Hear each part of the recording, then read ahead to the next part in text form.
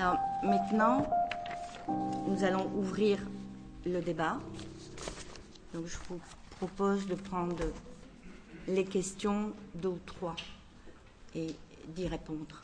Je suis désolée si je vous ai un peu assommé, choqué par toutes ces mauvaises nouvelles. Oui, Hassan. Bonjour tout le monde, c'est Hassan Farhati, représentant des familles disparues en Algérie enlevées par les services de l'énergie. On vous remercie pour nous avoir donné cette opportunité de parler sur les rassemblements actuellement en Algérie. J'ai vu avant-hier qu'il y a des manifestations de jeunes étudiantes de l'UNS et c'était arrêté et ont arrêté et mis dans le bus et les ont fait sortir du territoire d'Alger jusqu'à la wilaya de Guira et ils ont lâché à l'autoroute. Est-ce que c'est normal en 2018 il y a ces pratiques? C'est une honte pour nous et pour l'Algérie, ce qu'on est en train de voir chaque jour. Les violations, ils sont vraiment atroces de voir un médecin qui a fait des études pour quelqu'un qui vient de le tabasser, ou un professeur, ou des militants. Donc nous aussi, on avait l'habitude, nous les familles disparues, on était chaque jour tabassés ou malmenés. Donc qu'est-ce qu'elle pense l'Amnesty International sur la violation que j'ai vue avant-hier? Merci beaucoup. Comme je l'ai dit lors de mon intervention, la liberté de manifester est fondamentale. Qu'on ait fait 30 ans d'études ou qu'on n'ait pas fait d'études. Toutes les personnes ont le droit de manifester de façon pacifique, et ce d'autant plus qu'elles manifestent pour défendre des droits fondamentaux qui sont consacrés dans la Constitution. Donc bien entendu qu'il faut fortement condamner ces pratiques de répression brutale. En plus, emmener des jeunes filles en dehors de leur zone d'habitation ou de travail est une répression supplémentaire. Je te remercie, Hassan, d'avoir aussi posé la question, parce que pour dire aussi que concernant l'impunité, Amnesty demande vérité, justice et réparation concernant le conflit interne qui a duré 10 ans. Il est clair que des violations graves de ce type-là ne peuvent pas rester impunies, car on envoie un message que c'est possible de commettre des atrocités de cette nature sans qu'il y ait des sanctions. Donc, et nous avons besoin de regarder également cette partie de notre histoire, qui n'est pas la plus glorieuse de notre histoire, mais nous avons besoin de la regarder en face. Elle n'appartient pas qu'aux familles de disparus. Elle appartient à l'ensemble de la société, parce que c'est ainsi qu'on pourra reconstruire une culture des droits humains. Bonjour, Khalidi du HuffPost Algérie. Vous avez parlé des expulsions des migrants. Et dans la presse, on a beaucoup parlé d'un centre de détention illégale à Zeralda. Est-ce que Amnesty en sait plus? Vous pourrez nous en informer, s'il vous plaît? Oui, ce que nous savons, c'est que les personnes sont arrêtées, amenées à Zeralda et ensuite transportées par bus vers le sud, et pour qu'elles puissent être expulsées vers d'autres pays africains. Ce qui est important, et merci de poser cette question, c'est de voir que ces expulsions sont discriminatoires. Elles sont collectives, et selon les normes internationales, il devrait avoir une situation au cas par cas pour savoir est-ce que ces personnes peuvent être renvoyées, est-ce qu'elles ne risquent pas de subir des violations des droits humains dans le pays où elles vont aller. Et puis aussi, si on examine au cas par cas, on pourrait déterminer quelles sont les personnes qui sont demandeurs d'asile et donc doivent devrait rester pour entrer dans le cadre de cette catégorie de personnes. Ces pratiques qui sont collectives et qui sont vraiment basées sur la couleur de la peau sont vraiment en contradiction avec les droits humains. Selon les témoignages qu'on a reçus, il y a plusieurs témoignages concordants qui font qu'on pense que ce lieu existe. Actuellement, nous continuons à investiguer et il est vrai qu'il est difficile d'enquêter sur ces violations des droits humains. Il y avait une autre question ? Madame, vous n'avez pas évoqué le cas des Haraga. Oui, c'est vrai. Et si vous permettez une seconde question, c'est est-ce que Amnesty elle-même subit des pressions? Parce qu'il y a pas mal d'associations que vous avez évoquées tout à l'heure, le cas des droits de l'homme. D'accord. Alors, merci de m'avoir posé cette question et en effet, je devais le mentionner. Justement, c'était pour dire que le phénomène des Haraga est un phénomène symptomatique du mal-vivre d'un certain nombre de nos citoyens et de citoyennes.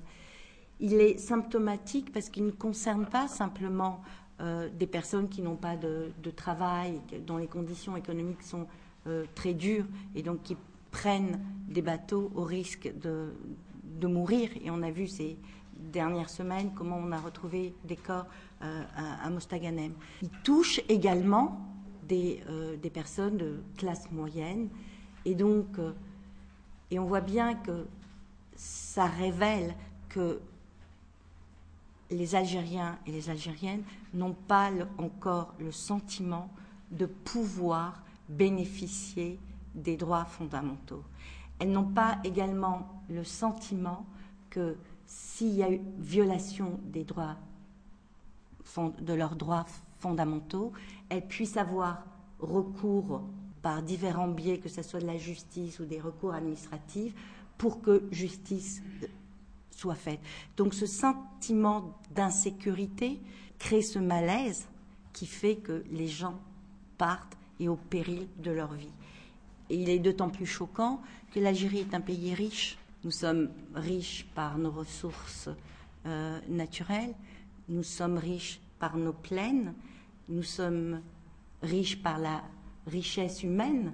Donc il y a aussi les possibilités de construire un développement qui soit égalitaire pour toute la population. On a les conditions réunies. Et là, malheureusement, on voit bien la structure. Au lieu de résoudre ces problèmes pour que ce phénomène cesse, donc au lieu de s'attaquer aux raisons économiques, sociales, culturelles, pour que les jeunes et les moins jeunes et tout cela puissent rester, on a une réponse répressive. Et on voit bien que le phénomène des Haraga, comme les migrants, on les traite souvent comme des dangers pour la société, mais en fait, on devrait saluer leur courage. On devrait saluer leur courage parce que ces personnes prennent des risques énormes, que peut-être nous-mêmes nous serons incapables de faire, juste pour une vie meilleure, pour avoir un emploi, pour pouvoir travailler, pour pouvoir louer un appartement, pour pouvoir créer une famille, pouvoir éduquer ses enfants. Donc, ce qui nous apparaît le plus simple, une vie meilleure, un avenir, des espoirs, des projets, c'est ce qui font que tous ces gens partent et pourtant on les traite comme des dangers, quoi. Voilà concernant votre première question. La deuxième question concerne les pressions. Et notamment si Amnesty International, on a subi des pressions. Nous n'avons subi aucune pression. Ça, il faut le reconnaître. La preuve, nous avons pu organiser cette conférence de presse et vous êtes là et on peut avoir ce dialogue. Il est vrai que notre demande de mise en conformité de la loi d'agrément, on n'a pas eu une réponse comme d'autres. Mais si on n'a pas eu le récépissé, par exemple, d'enregistrement, mais d'autres associations l'ont eu. Et là-dessus, justement, il faut